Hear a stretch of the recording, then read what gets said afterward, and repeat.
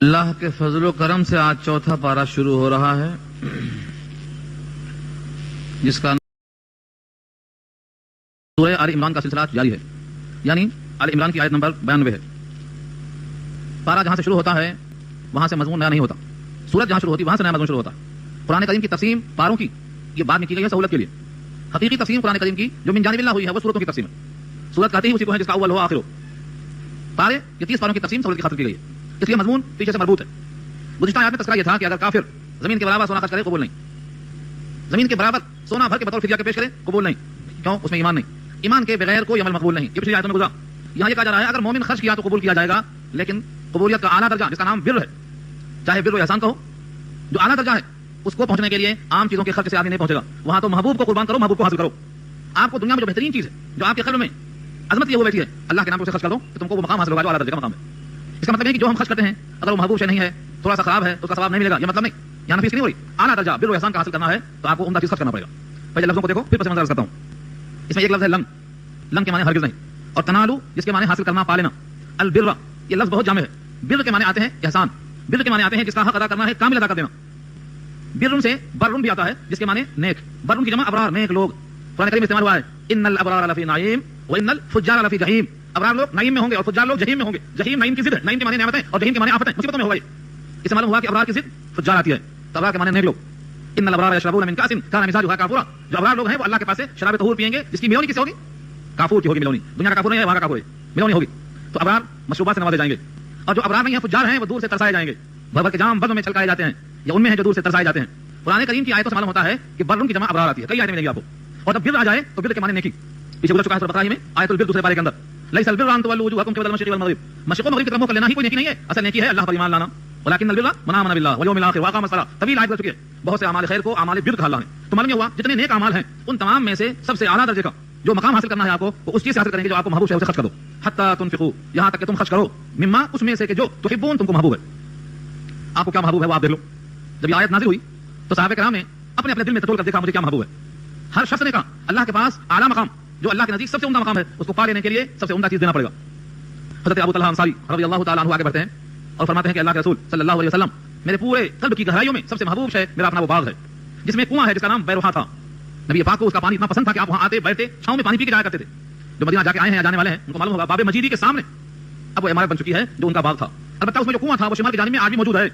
اس بیروحا کا پانی نبی پاک کو بہت پسند تھا، ابو طلحہ کے باغ میں تھا۔ ابو طلحہ انصاری فرماتے ہیں میرا یہ باغ کنویں والا میٹھے پانی والا جو خود آپ کو بھی پسند ہے، میں یہ اللہ کو دینا چاہتا ہوں آپ کے ہاتھ پر، تاکہ میں اللہ کے ہاں اس کا بدلہ اسی طریقے سے عظیم شان سے حاصل کر سکوں۔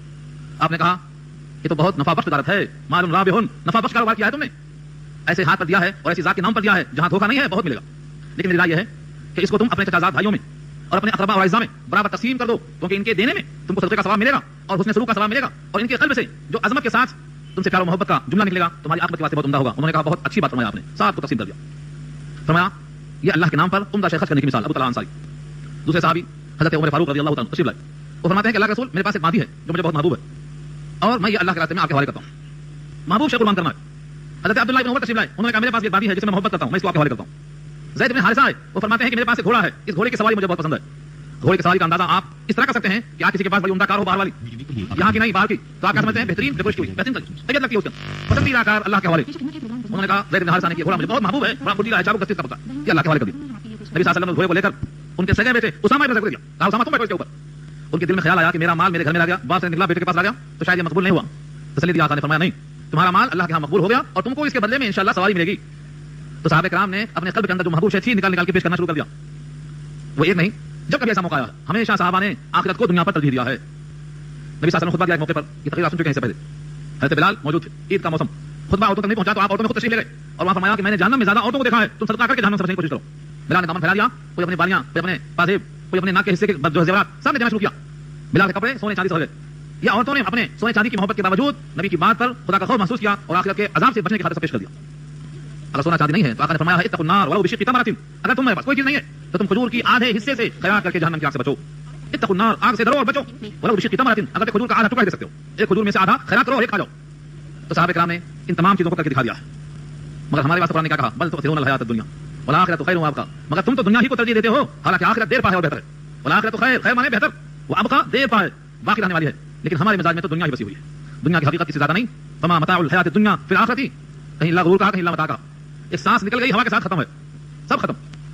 اذان بوقت ولادت، نماز بعد وفات، بس اتنی دیر کا وفا ہے زندگی کا ہے جس پر ہم کو بڑا غرور ہے. تو آخرت کو سمجھنے والے محبوب سے قربان کرتے ہیں اور اللہ کے پاس محبوب مقام حاصل کرتے ہیں.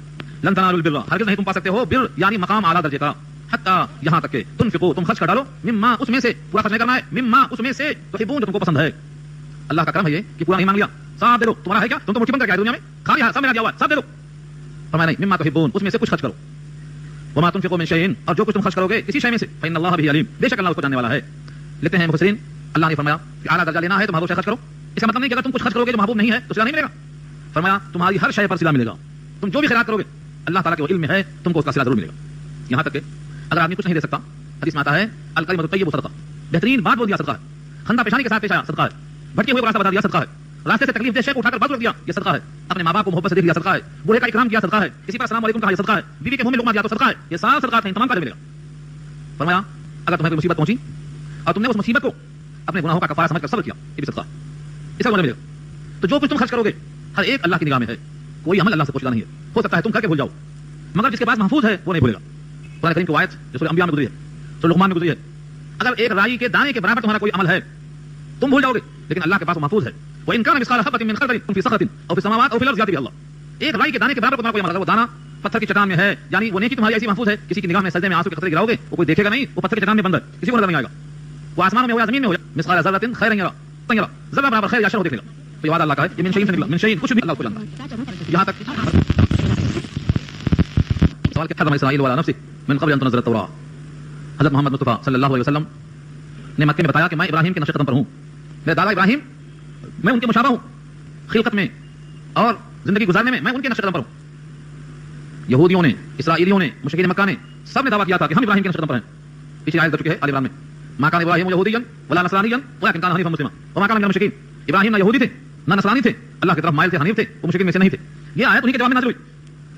مشرکین نے کہا اگر ہم یہ دعویٰ کر چکے ہیں کہ ہم ابراہیم کے نقش قدم پر ہیں، اور قرآن انکار کرتا ہے کیونکہ یہودیت، نصرانیت، اسرائیلیت یہ سب بعد میں آئی، ابراہیم تو اس سے پہلے آئے. تورات آئی تو یہودیت اور انجیل آئی تو اسرائیلیت، اور ابراہیم کا زمانہ اس سے بہت پہلے ہے.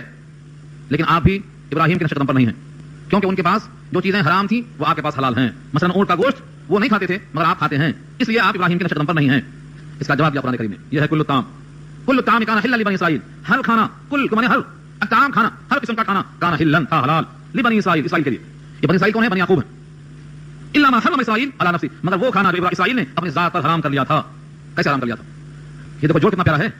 ایک مرض کا نام ہے شیٹکا، آج کل کی زبان میں، اس زمانے میں نام تھا عرق النسا، بعد میں نسا کا ہے، بعد میں نسا کا ہے. طب نبوی کے اندر اس کا نام عرق النسا کا ہے.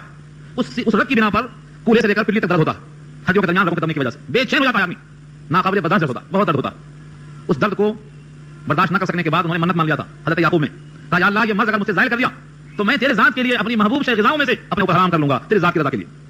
اللہ نے ان سے اس مرض کو دور کر دیا اور انہوں نے اپنی نظر کو پورا کر لیا. اور ہم کو پسند تھا اونٹ کا گوشت، بہت محبوب تھا، انہوں نے محبوب غذا کو قربان کر دیا اللہ کے نام پہ، اللہ کے نام پہ محبوب غذا قربان کر دیا. اس لیے انہوں نے اپنی ذات پہ جو حرام کر لیا تو وہ حرمت ان کے خاندان میں چلتی ہی رہی. دادا نے نہیں کھایا تو بیٹا کیسے کھاتا؟ چلتی ہی رہی. کہا یہ ہے وجہ ان کے پاس حرام ہونے کی، ورنہ ہر کھانا وہاں حلال تھا. اس تفسیر کی انشاءاللہ سورہ انعام میں آئے گی کون کون سے کھانوں کے پاس حرام تھے، اس کی کیا علت تھی. اب یہاں دو باتیں بتانا ہے. ایک تو اوپر سے مربوط کرنا ہے کہ محبوب سے خرچ کرو گے تو اللہ کے محبوب بنو گے. دیکھو یعقوب نے محبوب غذا چھوڑا تو محبوب بن گئے. یہ تعلق اس کا اوپر کی آیتوں سے. ہم بھی یہاں کریں اللہ کی خاطر، اللہ کے غیر کو ہم چھوڑ دیں گے، صرف اللہ کو پکڑ رکھیں گے. یہ ہے جذبہ. یہاں سے ایک مسئلہ پیدا ہوا، کیا کوئی شے حلال ایسا نظر مان کے ہم چھوڑ سکتے ہیں؟ جائز ہے. سابقہ امتوں میں حلال تھا کہ قسم کھا کر کے نظر کو پورا کر دیں اور وہ حلال شے کو حرام کر لیں، چھوڑ دیں. یہ سابقہ امتوں میں تھا، امت محمدیہ میں یہ نہیں ہے. امت محمدیہ میں کسی حلال شے کو حرام کرنے کا اختیار کسی کو نہیں ہے. یہاں تک کہ اگر کوئی شخص قسم کھا لے کہ میں کل سے نماز نہیں پڑھوں گا تو اس کو نظر نہیں پوری کرنا ہے، کفارہ دینا پڑے گا. قسم توڑنا، کفارہ دینا، نماز پڑھنا. کوئی کہا دے میں اپنے خاندان والوں پر حسن سلوک نہیں کروں گا اور قسم کھا لے، قسم توڑنا پڑے گا. حضرت ابوبکر صدیق رضی اللہ تعالیٰ عنہ کے گھر مہمان آئے، آج ہی بخاری میں بات گزرا بھی. ویسے مہمان نہیں تھے کہ پہلے سے خبر آ رہی ہو لڑکی دیکھنے 9 آدمی آ رہے ہیں، لڑکی دیکھنے 5 آدمی آ رہے ہیں، کھانا پا کے رکھو. ویسے مہمان نہیں تھے. آپ کا اعلان ہوا مسجد نبوی کے اندر کہ جس کے پاس 2 آدمی کا کھانا ہے وہ ایک کو ساتھ لے جائے، تیسرے کو، اور کھانا 3 کا ہے تو چوتھے کو ساتھ لے جائے. اعلان سن کر کے سب لوگوں نے ایک ایک مہمان 2 مہمان لے لیا. یہ مہمان کون تھے؟ صفہ کے چبوترے پر فاقہ کر کے بیٹھنے والے مہمان رسول تھے، جو نبی کی باتوں کو جمع کر کے ہم تک پہنچانے والے تھے. اصحاب صفہ کے چبوترے پر بیٹھنے والے صحابہ کرام، چاہے وہ ابو ہریرہ ہو یا ابن عمر، تمام صحابہ کرام میں سے منتخب لوگ نبی کے ساتھ آتے تھے. کہیں ایک لفظ نکل جائے نبی کی زبان سے اور ہم معلوم ہو جائے 24 گھنٹہ پہ جاتے تھے. وہ صحابہ کرام کو تقسیم کر دیا. قصہ بہت طویل ہے، میں اس کو مختصر کرتا ہوں. ابو بکر صدیق رضی اللہ تعالیٰ عنہ نے کھانا نبی کے ساتھ کھا لیا مسجد میں اور نبی کے پاس آ گئے اور بیٹے عبد الرحمن سے کہا بیٹے کھانا نکلا دینا. گھر میں گئے، مہمان کو بٹھا دیا اور چلے آئے. وہ مہمان بھی مہمان تھے، کھانے پر ٹوٹ پڑے نہیں تھے، بھوکے تھے، فاقے تھے، مگر وقار اور وصول اور اخلاق کے پابند تھے. کھانا نہیں کھایا, کہا میزبان ہے نہیں, کھانا کھائیں کیسے, بیٹھے ہوئے ہیں, کافی رات گزر گئی, نبی صلی اللہ علیہ وسلم کی صحبت سے ابو بکر صدیق فارغ ہوئے گھر میں واپس آئے تو پوچھا بیگم صاحبہ نے, ام رومان ہیں, ام رومان یا اخت بنی فراس, اے بنی فراس کی بہن, کیا مہمانوں نے کھانا کھا لیا؟ فرمایا آپ تھے کہاں؟ مہمانوں نے آپ کا انتظار کیا, دسترخوان لگایا, کھانا رکھا, مہمانوں نے انکار کیا کہ کھائیں گے نہیں مگر جب تک سامنے میزبان نہ ہوں گے. اب غصہ آیا اور بیٹے سے کہا او غندر, جس کو اردو میں کہتے ہیں او پاجی, او لئیم, سخت سست کہا, بیٹا چھپنا چاہتا ہے مگر آنا پڑا سامنے. کھانا رکھ دیا گیا, کہا کھاؤ, کلو لا ہنیئا لکم, ٹھوسو اور تم کو مزہ نہ آئے کھانے میں, غصے میں الفاظ کہا, مگر مہمان نے کہا کھانا کھاؤ تو کھانا کھائیں گے. ابو بکر صدیق نے قسم کھا لیا میں کھانا نہیں کھاؤں گا, قسم اللہ کی کھانا نہیں کھاؤں گا, اور مہمان ڈر گئے کہ تمہارے بغیر میں نہیں کھاؤں گا. یہ ہے قصہ, یہ سنانا چاہ رہا ہوں میں آپ کو, قصہ بہت طویل ہے. اس کے بعد مہمانوں نے کہا ٹھیک ہے, قصہ مختصر کھانا شروع کیا مہمانوں نے, جتنا لقمہ کھاتے گئے نیچے کھانا بڑھتا گیا, جتنے لقمے اٹھاتے گئے کھانا بڑھتا گیا.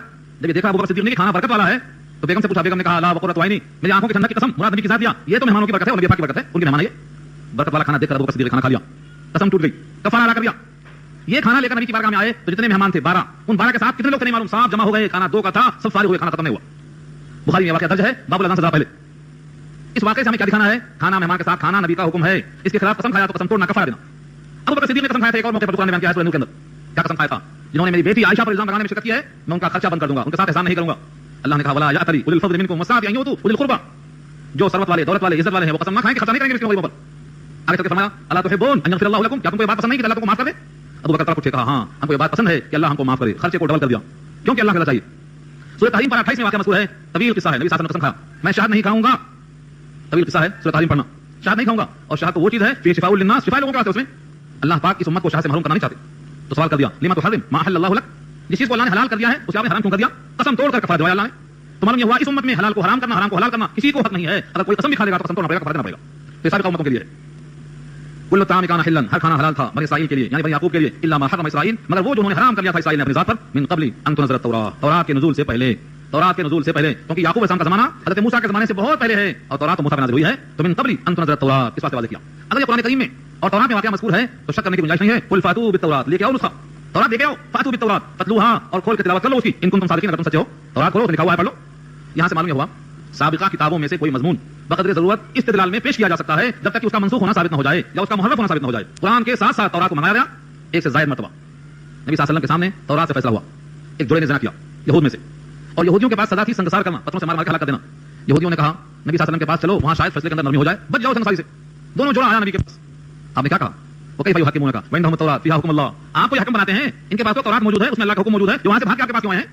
وہ کئی حکموں نے کہا, وہ کئی حکموں نے کہا وعندهم التوراۃ فیہا حکم اللہ, تورات میں اللہ کا حکم موجود ہے, ان کے پاس تورات موجود ہے, وہاں سے آپ کے پاس کیوں آئے؟ سزا سے بچنے کے لیے, اللہ کے حکم سے فرار ہے. یہ تورات منگائی گئی, آپ نے کہا تورات میں کیا فیصلہ ہے؟ کہا اس میں کچھ نہیں ہے, چہرے پہ کالک لگا دو, گدھے بٹھا دو, بازار میں پھرا دو, یہی سزا ہے. آپ نے کہا تورات لاؤ, تورات لائی گئی. عبداللہ بن سلام مسلمان ہو چکے ہیں, جو تورات کے حافظ تھے, یہود کے بڑے عالم تھے, انہوں نے کہا ہاتھ اٹھاؤ, جو لکھا ہوا حصہ تھا اسی پہ ہاتھ رکھا ہوا ہے, انہوں نے کہا ہاتھ اٹھاؤ, ہاتھ اٹھایا, رجم کی آیت سامنے آ گئی. اس سے معلوم یہ ہوا کہ جو آیتیں تورات کی محرف نہیں ہیں, تبدیل نہیں ہیں, ان سے استدلال بوقت حاجت کیا جا سکتا ہے. جیسے آج کوئی یہودی ہے, آج کوئی اسرائیلی ہے, یا آج کوئی ہندو دھرم کا ماننے والا ہے, ان کی کتابوں سے وہ حصہ توحید کا پیش کیا جا سکتا ہے جن کے خلاف حجت بنتا ہو. فمن افترى على الله الكذب, بس جو افترا یعنی تہمت لگائے اللہ پر جھوٹ کی, افترى على الله الكذب, اللہ پر جھوٹ کہے, من بعد ذلك, ان تمام مذکورہ بلا واقعات کے باوجود, فاولئک هم الظالمون, بس وہی لوگ ظالم ہیں. کیوں ظالم ہیں؟ ظلم کسے کہتے ہیں؟ وضع الشیء فی غیر محلہ, کسی شے کو اس کے مقام سے ہٹا کر کسی اور مقام پر رکھنا, یہ ظلم ہے. اللہ معبود ہے, کسی مخلوق کو معبود کے مقام پر رکھ دیا آپ نے, یہ ظلم ہو گیا. یہ پیشانی اللہ کی ذات کے واسطے ہے, اس پیشانی کو کسی اور کے پاس جھکا دیا, یہ شرک ہو گیا.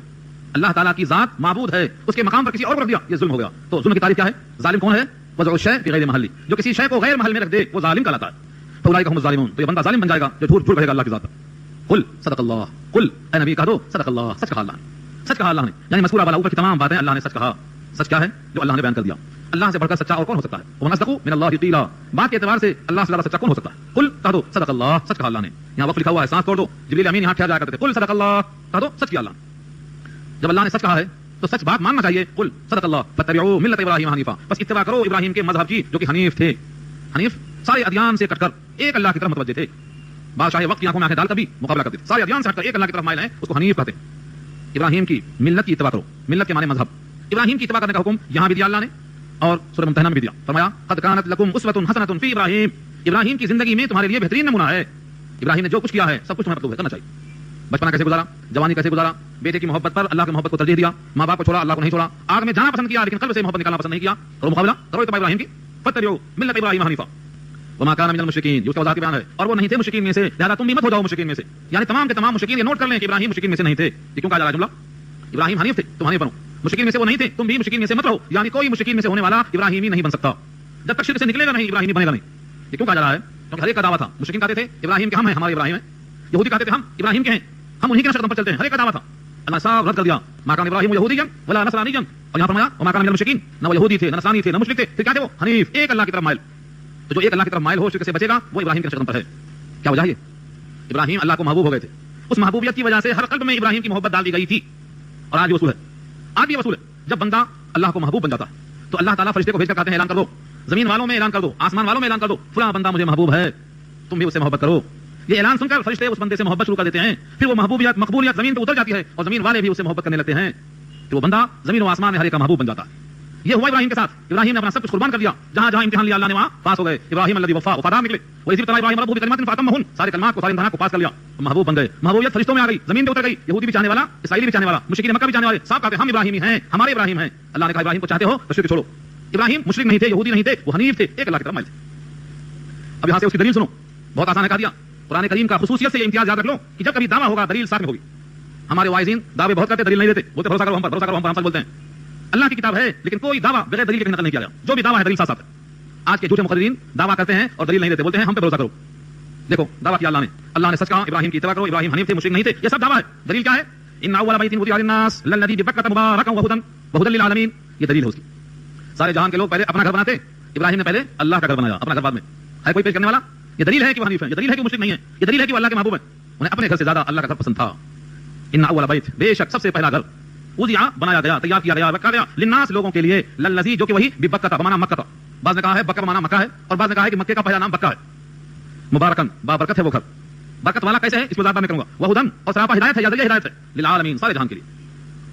حضرت ابراہیم نے خانہ کعبہ کی تعمیر کیا، لیکن بنیاد کس نے رکھا؟ اس زمین پر سب سے پہلا گھر بیت اللہ بنایا آدم علیہ السلام نے. آدم علیہ السلام دنیا میں تشریف لائے تو انہوں نے بیت اللہ کو بنایا، تعمیر کیا. وہ بیت اللہ حضرت نوح کے طوفان میں غرق ہوا کائنات کے ساتھ اور منہدم ہو گیا. طوفان نوح کے بعد خانہ کعبہ منہدم ہو گیا، لیکن زمین کے اندر جو حصہ تھا بنیاد کا وہ پڑا ہوا تھا. جب ابراہیم کا زمانہ آیا تو بحکم خدا جبریل نے ابراہیم کو بتایا یہاں ہے بیت اللہ، یہاں. اب خدا کے حکم سے جبریل کے اشارے پر ابراہیم نے اپنے بیٹے اسماعیل کو ساتھ لیا اور بنیادوں کو کام لانا شروع کر دیا. پہلے بارے میں آیت گزر چکی ہے، وَإِذْ يَرْفَعُ إِبْرَاهِيمُ الْقَوَاعِدَ مِنَ الْبَيْتِ وَإِسْمَاعِيلُ. اور جب بلند کر رہے تھے، اٹھا رہے تھے ابراہیم بیت اللہ کی بنیادوں کو، قواعد، قاعدۃ کی جمع بنیادیں، وہ اسماعیل، اور ساتھ میں اسماعیل بھی دونوں اٹھا رہے تھے. اور اتنا قیمتی، اتنا بہترین کام کرنے کے بعد بھی اللہ سے درخواست کرتے تھے ربنا تقبل منا، ہم سے قبول کر لو یہ کام. اتنا بڑا کام، ساری کائنات کے لوگ چومتے ہیں اس پتھر کو. تعمیر کرنے والے کا مقام کتنا بلند ہوگا، لیکن اگر قبول نہ ہو تو کوئی حاصل نہیں. اس لیے دعا کرتے ہیں ربنا تقبل منا انک انت السمیع العلیم. آپ سننے والے ہیں، ہماری بات سن لیجیے، علیم ہیں، ہمارے دل کا حال آپ کو معلوم ہے، قبول کر لیجیے. ابراہیم اور اسماعیل نے کام شروع کیا. اس تعمیر کے لیے پتھر کو استعمال کیا. خدا کے حکم سے اس پتھروں پہ ابراہیم کے پیروں کے نشان اتر گئے. وہی پتھر ہے جو بیت اللہ میں دروازے کے سامنے نصب کیا ہوا ہے بلوری کاچ کے اندر. آج اس پر ہاتھ لگانا ممنوع ہے، چھپا دیا اس کو، کیونکہ لوگ اسی کو سمجھتے ہیں خدا ہو گیا. خدا نہیں ہوتا، اس کو ہاتھ لگانے کا حکم نہیں ہے، مگر انڈیا لوگ سمجھتے ہیں اس کو ہاتھ ضرور لگاتے. حکم یہ ہے لا مسلمان جائے نماز بناؤ، سجدے کرو، رکعت نماز پڑھو. یہ حکم دیا اللہ نے. وہ خانہ کعبہ کے قریب دروازے کے پاس آج بھی موجود ہے. وہ علامت ہے، ایک بندہ اس پر کھڑا ہوا ہے اور ایک بندہ اینٹ اور گارے کا انتظام کر رہا ہے. تعمیر ہو گئی. یہ ہے پہلا گھر جو بنایا گیا ہے. یہ تعمیر کے بعد پھر دوبارہ وہ تعمیر ہوئی ہے حضرت سلیمان کے ہاتھوں سے. فرماتے ہیں کہ بیت المقدس کی تعمیر سلیمان نے جب کی ہے اور جناتوں کو دریاؤں میں غواصی طرح کے موتیاں نکلوایا، ان موتیوں کو جڑ دیا اور اتنا قیمتی بنایا بیت المقدس کو. لیکن بخت نصر نے جب حملہ کیا سب لڑ کے لے چلا گیا، کچھ نہیں چھوڑا، سب خراب کر دیا. بخت نصر کا حملہ، سلیمان کی تعمیر کا تذکرہ انشاءاللہ سورہ بنی اسرائیل رکن نمبر 1 میں بات آئے گی. یہ تعمیر چاہیے. دونوں کے درمیان 40 سال کا وقفہ تھا. اس بیت اللہ کی تعمیر پر توجہ کی گئی. اللہ کا وہ گھر تیار ہو گیا. سب سے پہلا گھر اللہ کی خاطر کیوں بنایا؟ کیونکہ اللہ کی محبت ہے اور اپنے بسنے کے بجائے اللہ کی بندگی کا سامان پہلے فراہم کیا. وہ کون ہے؟ ابراہیم علیہ السلام. ان اول بیت، بے شک سب سے پہلا گھر، وضع للناس، بنایا گیا لوگوں کے لیے. یہ پہلا گھر ہے. اس گھر کے فضیلت میں، فضائل میں بے شمار حدیثیں. یہ گھر بیت اللہ ابراہیم کے بنائے ہوئے اسی حال میں رکھے. زمانے جاہلیت میں پھر تعمیر شروع ہوئی اور تعمیر کے بعد نبی صلی اللہ علیہ وسلم سے فیصلہ کروایا قریش کے لوگوں نے، جبکہ آپ چھوٹے سے تھے. فیصلہ کیا تھا؟ سب لوگوں میں جھگڑا یہ تھا کہ بیت اللہ کی تعمیر تو سب کر رہے ہیں، لیکن حجر اسود جو اٹھا کر رکھے گا وہ قبیلے کا نمایاں آدمی ہوگا. ہر قبیلے والا بتا یہ کام ہم کریں گے، ہم کو ملنا چاہیے موقع. ہر ایک جھگڑ رہا تھا، چاہے وہ قریش ہوں چاہے وہ بنی تمیم کے لوگ ہوں، سب لڑ رہے ہیں. فرمایا کہ کوئی شخص فیصلہ کرے، کہا صبح صبح جو پہلے داخل ہوگا وہی ہمارا حاکم بنے گا. سب سے پہلے کون آئے؟ نبی صلی اللہ علیہ وسلم تشریف لائے اس چھوٹی عمر میں. آپ نے کہا فیصلہ بہت آسان ہے. آپ نے رومال بچھا دیا، کہا وہ پتھر اس رومال میں رکھو اور سب لوگ جتنے بھی ممتاز ہیں سب پکڑو. اس کپڑے کو سب نے پکڑا، کہا سب مل کے اٹھاؤ اس بوجھ کو، اس باعث فخر و امتیاز کو سب مل کے اٹھاؤ. اٹھا کر جب لے گئے قریب پہنچے تو آپ نے اٹھا کر اس کو نصب کر دیا. لیکن یہ بناوٹ دور جاہلیت کی نبی کو پسند نہیں آئی نبوت کے زمانے میں، اور چاہ رہے تھے کہ اس کو توڑ کے پھر سے بنائیں ابراہیم کے انداز پر. ابراہیم کے انداز سے مراد کیا ہے؟ 2 دروازے ہوں، ایک مشرق میں ایک مغرب میں، اور جو حتیم کا حصہ ہے اسے لے لیا جائے اندر. یہ آپ کی خواہش تھی. فرمایا عائشہ سے قوم کا کفر کا زمانہ ابھی قریب ہے، ان کو شک پیدا ہو جائے گا کہ خانہ کعبہ کو توڑا جا رہا ہے، اس لیے میں ان کے شک اور وہم کو بچانے کے لیے یہ کام نہیں کر رہا ہوں. جب خانہ کعبہ پر سن 60 ہجری میں حضرت عبداللہ بن زبیر حاکم بنے، انہوں نے توڑ کر خانہ کعبہ کو تعمیر کر دیا نبی کی خواہش کے مطابق. 2 दरवाजे लगाए, मशरिक में और मगरिब में, और हतीम को अंदर ले लिया। लेकिन उसी साल हज्जाज इब्न यूसुफ, जो इस उम्मत का सबसे बड़ा जालिम गुजरा है, उसके जुल्म का मुकाबला कोई नहीं कर सकता, आके जालिम कुछ नहीं, उस जालिम ने अब्दुल्लाह बिन जुबैर को कत्ल कर दिया, शहीद कर दिया और मक्का मुकर्रमा पे हमला कर दिया। और उसके हमले के बाद खाने काबा में वो सींग चला आता था, इब्राहिम की कुर्बानी का तमाशा रखा हुआ था, जन्नत से आए हुए दुम्बे की सींग तभी जल गई। उस मौके पर खाने काबा को उसने मुनाजिम करके फिर से तामीर किया, इब्राहिम की मशीयत पर नहीं, नबी की ख्वाहिश के मुताबिक नहीं, बल्कि दौरे जाहिलियत के मुताबिक बना दिया। जब इमाम मालिक का दौर आया, लोगों ने कहा कि इसको तोड़ के फिर से बनाएंगे, नबी की ख्वाहिश के मुताबिक, फरमाया नहीं, अब नहीं तोड़ेंगे, वरना हर आने वाला बादशाह कहेगा हम तोड़ेंगे, हम बनाएंगे, हम भी फर्क उठाएंगे, हर एक के वास्ते फर्क बन जाएगा। लिहाजा इमाम मालिक के फतवे की वजह से आज वही बैतुल्लाह है जो हज्जाज का बनाया हुआ है। हज्जाज का बनाया हुआ बैतुल्लाह, जिसमें हतीम बाग है, दरवाजा एक है, और इतनी ऊंचाई है कि हम जिसको चाहे वही जाए अंदर, ये हज्जाज का बनाया हुआ है। बहरहाल खाने काबा के तवाफ में, वहां के देखने में, वहां नमाजें पढ़ने में 1 लाख नमाजों के बराबर सवाब है। 120 रहमतें बरसती हैं, 60 तवाफ करने वालों के लिए, 40 नमाज पढ़ने वालों के लिए, और 20 सिर्फ खाने काबा को देखने वालों के लिए रहमत बरसती है अल्लाह की हमेशा। इसलिए ये बेहतरीन घर बनाया है, ये मकबूल होने की अलामत है। इब्राहिम हनीफ थे, मुशरिक नहीं थे, ये उसकी दलील है, उन्होंने शिर्क से पाक कर दिया। लेकिन अफसोस ये कि वही बैतुल्लाह जब जमाने जाहिलियत का वक्त था और 360 खुदा की मूर्तियां बना के रखी गई थी, ये इब्राहिम और इस्माइल की शक्लें बनाई गई थी, उनके हाथों में तरकश के तीर दिए गए थे, उससे लोग जुआ खेलते थे, जुआ जिसका नाम अजलाम है, 500 के तीर है, उनके हाथों में तीर थे, इसमें लिखा है 2, किसी पे 3, किसी पे 9, किसी पे 1 मिलके ऊंट ज़बह करते और फरमाते इसको बांटेंगे, हिस्से टुकड़े करेंगे, आंख बंद करके तीर निकालते, तीर पे लिखा है कि इनको 2 हिस्सा मिलना चाहिए, 2 हिस्सा मिलता, इनको हिस्सा नहीं मिलना चाहिए, तो हिस्सा नहीं मिलता, 4 हिस्सा मिलना है, 4 हिस्सा मिलता। इस तरह से वो 500 का तीर बन गया था, जुआ खेलने का सामान बन गया था। ये सारे के सारे खराबियों को फतेह मक्का में नबी ने पाक किया है, 360 खुदाओं से साफ कर दिया है। ये बैतुल्लाह की तामीर इब्राहिम का बेहतरीन इम्तियाज है। इन अव्वल बैत, बेशक सबसे पहला घर उसी आज जो बनाया गया लिन्नास लोगों के लिए, लल्लज़ी बिबक्का, जो कि मक्के में है, मुबारकन मुबारकन, बरकत वाला। बरकत की तारीफ क्या है? बरकत की तारीफ ये है, बरकत के माने जियादती, कसरत, बाबरकत है अल्लाह का नाम, यानी उसके नाम में इतनी तासीर है कि आप बिस्मिल्लाह करके खाएंगे, खाने में बरकत पैदा हो जाएगी। क्यों हो जाती है? एक तबीर किस्सा याद आया मुझे। नबी सल्लल्लाहु अलैहि वसल्लम खाना खाते खाते एकदम हंस पड़े, सब लोग हैरत से देखना शुरू कर दिया, खाने में हंसी क्यों आई? फरमाया कि ये जो बच्चा है, ये खाना खाना शुरू कर दिया बगैर बिस्मिल्लाह के, और इसके साथ शैतान भी खाता रहा। अचानक बच्चे को याद आ गया, उसने आखिर में बिस्मिल्लाह अव्वल हु आखिर हु पढ़ डाला। अल्लाह के लिए अव्वल भी है, आखिर भी है। वो जितना खाया था सब करना शुरू कर दिया। अल्लाह के नाम वाला खाना हजम नहीं होता, हाँ इनके उनके नाम पे तो हजम हो जाता, अल्लाह के नाम पे तो हजम नहीं होता। उसकी कैद देखकर मुझे हंसी आ गई। ये है अल्लाह के नाम की बरकत। अब बरकत समझो क्या? आप बिस्मिल्लाह करके खाना शुरू किया, बरकत शुरू हो गई। एक नहीं 300 मौजूदा जमा किया है अल्लामा सयूती ने अल खसाइसुल कुबरा के अंदर। उसमें एक वाक़या दर्ज करता हूं, ग़ज़वा अहज़ाब के मौके पर सबको भूख लगी थी, नबी सल्लल्लाहु अलैहि वसल्लम की हालत पे 2 पत्थर। इस सहाबी हज़रत जाबिर हैं रज़ियल्लाहु अन्हु, हज़रत जाबिर का वाक़या है या हज़रत अनस का वाक़या है? घर में आए का कुछ है, मैंने फक़्र फाक़ा बहुत देखा है, मगर आए तो नबी की हालत दिखाई दी मुझे। एक छोटी सी बकरी को ज़बह किया और थोड़ा सा आटा गूंथा और कहा जाके बुला के ले आओ। वो आहिस्ता से आके काम में बोलते हैं कि कुछ खाना है, 2-4 लोगों को साथ लेकर चलिए और फारिग हो जाइए। ये सुनना था कि आपने ऐलान कर दिया जाबिर की यहाँ दावत है, साहब चलो, जाबिर की यहाँ दावत है, साहब चलो। सब चल पड़े, सबको भूख लगी है, लेकिन बुलाने वाले की हालत खराब हो गई, दौड़ आए, घर में आके इतला दिया, कहा कैसा हुआ? उन्होंने कहा नबी से बता दिया था सब कुछ, कहा काफिर तुम की बात नहीं है, कोई फिक्र नहीं। आप तशरीफ लाए, कहा सालन को वैसे ही ढांप दो और आटे में अपना लुआबे ध्यान टपका दिया और कहा पकाओ।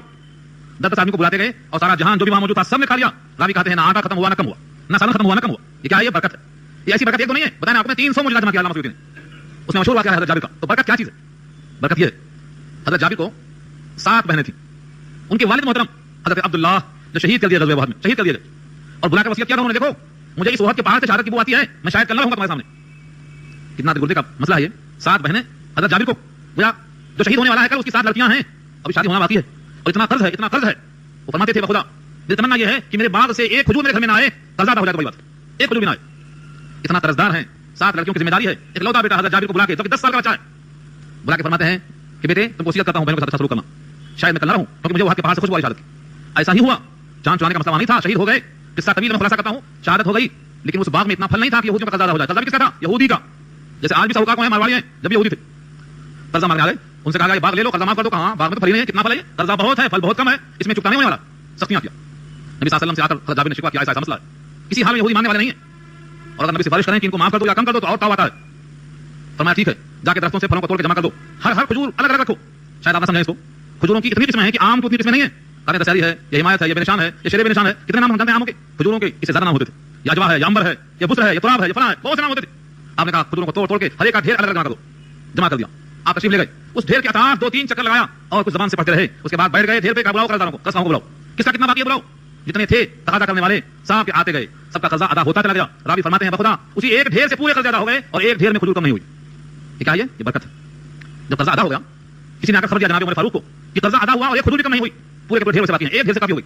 जनाब फरमाते हैं बखुदा मुझे यकीन उसी वक्त हो गया था जब नबी उसके अताराफ चक्कर लगा रहे थे।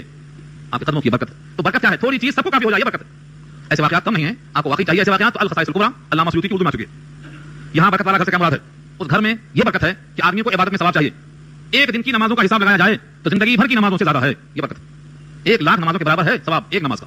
हिसाब लगा लीजिए आप, दिन भर में 5 लाख नमाजों का सवाब मिलेगा اور اگر جماعت سے پڑھیں گے تو 27 گنا بڑھ جائے گا. حساب لگا لیجیے آپ. ایک دن کی نماز وہاں کی اور بقیہ مقامات کی زندگی بھر کی نمازیں, یہ برکت.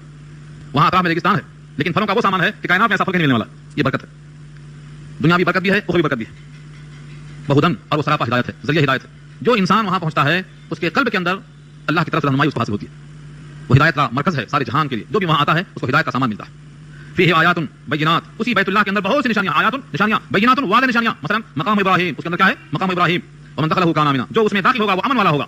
کوئی آدمی اپنے باپ کے قاتل کو وہاں پا جائے تو بھی اسے قتل کرنے کا حکم نہیں, وہاں کی گھاس کاٹنے کا حکم نہیں, جانور سائے میں بیٹھا ہے اسے بھگانے کا حکم نہیں, وہاں کے کانٹے اور درختوں کو چھاٹنے کا حکم نہیں. یہ کیا ہے؟ امن ہے. کسی کے واسطے گنجائش نہیں ہے. اس طرح اشکال ہو سکتا ہے ہو جائے. سن 8 ہجری میں جب مکہ فتح ہوا اور نبی صلی اللہ علیہ وسلم تشریف لے گئے تو بعض صحابہ نے کہا الیوم یوم الملحمہ, آج تو گوشت اچھلے گا, اچھلنے کا دن ہے, انتقام کا دن ہے. آپ نے کہا نہیں, یوں کہو الیوم یوم المرحمہ, آج تو رحمت کا دن ہے, شفقت کا دن ہے, عظمت کا اظہار کا دن ہے. اور فرمایا کسی سے کوئی انتقام نہیں لیا جائے گا. من دخل دار ابی سفیان فهو آمن, ابو سفیان دشمن تھے لیکن آج سرنڈر ہو گئے ہیں, لہذا ان کا گھر بھی جائے امن ہے, جو وہاں رہے گا محفوظ رہے گا. ومن اغلق بابه فهو آمن, جو گھر کے دروازے بند کر لے گا اس کو بھی امان ہے. ومن دخل المسجد فهو آمن, جو گھر میں آ کر داخل ہو جائے اس کو بھی امان ہے, کسی کو نہیں مارا جائے گا. دشمن کا گھر جائے امن, بیت اللہ جائے امن, ہر ایک کا اپنا گھر بند ہو جائے, والا کو جائے امن. اسراف امن تھا. ہاں کچھ مجرم تھے جیسے ابن قتل ہے, اگر خانہ کعبہ کے پردوں میں بھی ہے تو اسے قتل کر دیا جائے. وہ صرف ایک دن کے 1 گھنٹے کے واسطے اللہ نے اجازت دیا تھا. تو ہمارے نبی صلی اللہ علیہ وسلم نے بخاری کی روایت یہ ہے, اگر تم سے کوئی کہے کہ نبی نے بیت اللہ میں جنگ کی تھی لہذا حلال ہے, ہمارے لیے حلال ہے, تو کہہ دو نبی کے لیے اللہ نے بیت اللہ میں جنگ کرنا 1 دن کے 1 گھنٹے کے لیے حلال کیا تھا, اور اب قیامت تک کے واسطے اسے منسوخ کر دیا ہے. اب وہاں کبھی جنگ کرنا جائز نہیں ہوگا, ہمیشہ کے واسطے بند کر دیا اللہ نے. اب قیامت تک کے واسطے وہاں پر ممنوع ہے کسی کو قتل کرنا. ومن دخلہ کان آمنا, جو داخل ہو جائے اس کے واسطے امن ہے. اور اس گھر کی خوبی کیا ہے؟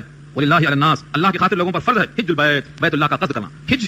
حج کے معنی آتے ہیں حج کرنے کا ارادہ کرنا. حج یا حج کے معنی آتے ہیں کسی بڑے کام کا ارادہ کرنا, بڑے کام کا قصد کرنا.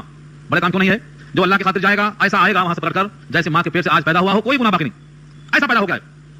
اور جو اللہ کا بندہ حج کرنے کے واسطے جاتا ہے وہ اللہ کا مہمان ہوتا ہے, اللہ اس کے میزبان ہوتے ہیں, اور میزبان اپنے مہمان کی دلداری کرتا ہے, تکلیف نہیں پہنچاتا ہے. یہ اللہ کے وفود ہوتے ہیں جو دعا کرتے ہیں مقبول ہوتی ہے, اللہ ان کی باتوں کو رد نہیں کرتا. یہ ضیوف الرحمان کہلاتے ہیں, اللہ کے رحمان کے ضیوف یعنی مہمان, اور مہمان کا اکرام کرنے کا حکم خود اللہ نے دیا ہے. تو فرمایا کہ لوگوں کی خاطر اللہ نے حج کو فرض کر دیا, حج البیت, ایک شرط کے ساتھ, من استطاع الیہ سبیلا, جو استطاعت رکھتا ہو وہاں تک پہنچنے کی, راستے میں چلنے کی استطاعت رکھتا ہو, یعنی سفر خرچ, سواری ہو, صحت ہو, دشمن کا خوف نہ ہو, کسی کا قرضہ اتنا نہ ہو. قرض سے مراد کیا ہے کہ اتنی رقم اس کے پاس اگر ہے کہ قرضہ ادا کرنے کے بعد ہی وہاں پہنچ سکتا ہے تو اس کے اوپر واجب ہو جائے گا. ہاں عورت ہے اس کو ایک شرط اور ہے کہ اس کے واسطے محرم میسر ہو, اگر محرم میسر نہیں ہے بلکہ تمام شرائط پورے ہیں تو بھی اس کے ذمہ حج فرض نہیں ہے, ثابت ہو جائے گا. ومن کفر, اور جو انکار کرے یعنی حج کی فرضیت کا انکار کرے, طاقت رکھ کر وہاں پر نہ جائے, فإن اللہ غنی, تو اللہ غنی ہے, تمہاری حاجت نہیں ہے اس کو. ان العالمین, سارے جہان سے بے نیاز ہو, کسی کی اسے کوئی حاجت نہیں ہے. حدیث میں آیا ہے کہ جو شخص حج کی فرضیت کے باوجود حج نہ کرے تو مجھے کوئی پرواہ نہیں کہ وہ یہودی ہو کر مرے گا کہ نصرانی ہو کر مرے گا. اور جو یہودی ہو کر مرے, نصرانی ہو کر مرے, مصطفیٰ کی امت سے خارج ہو کر مرے, اس کی سفارش کرنے والا کون ہوگا؟ اس لیے خانہ کعبہ کا حج اگر کسی کے ذمہ فرض ہے تو ٹال مٹول نہ کرے. پہلے یہ کریں گے, پہلے وہ کریں گے, پہلے کاروبار کریں گے, پہلے شادی کریں گے, پہلے فطری لگائیں گے, سارے پروگرام کر لیتا ہے, فرشتہ آ جاتا ہے, حج جاتا. اس لیے جیسے نماز کا وقت ہو جائے تو تاخیر نہیں کرنا, ایسے ہی حج کا وقت ہو جائے تو تاخیر نہیں کرنا. اس میں پینشن ملنے کی شرط نہیں, ریٹائرمنٹ کی شرط نہیں, شادی کر کے تمام کام ختم کرنے کی شرط نہیں, ایک ہی شرط ہے من استطاع الیہ سبیلا, جو وہاں تک پہنچ سکتا ہو تو فرض ہوگا. ومن کفر فإن اللہ غنی عن العالمین. اب یہاں سے مضمون نیا شروع ہوتا ہے اور وقت بھی پورا ہو گیا. ہاں انشاءاللہ آیت نمبر 98 سے آئندہ رکھیں گے. اگر کسی کو سوال کرنا ہے آج کے بیانات سے متعلق سوال کر سکتا ہے.